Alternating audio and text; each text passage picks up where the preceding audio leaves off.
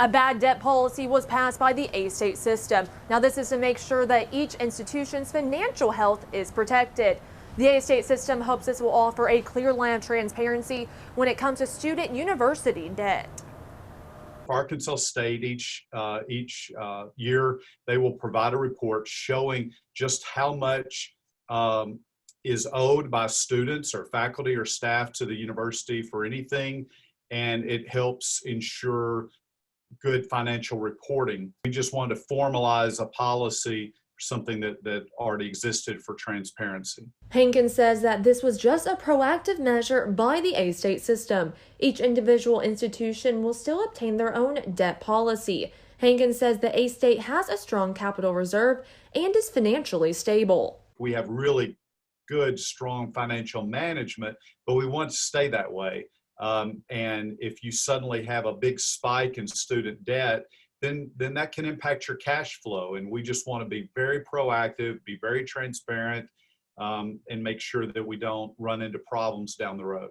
Hankins says so far the amount that students owe is not that large, but they do want to make sure it is repaid. About 2/3 of the student accounts receivable are less than a year old. And the average just overall with past due bad debt is about $1,300. So we're not talking big dollars, but we are talking dollars that are owed to the university that need to be repaid. If a student has a past due bill, they are unable to register for classes or receive a transcript after they graduate.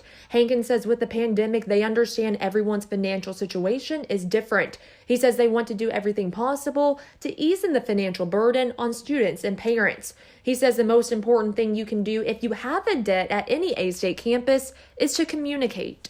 We want to make sure that if there's money owed, we will work with students. We work with students every day to try to make sure this isn't a problem, and they just need to make sure that they communicate with the finance office to make sure they don't get in a problem situation.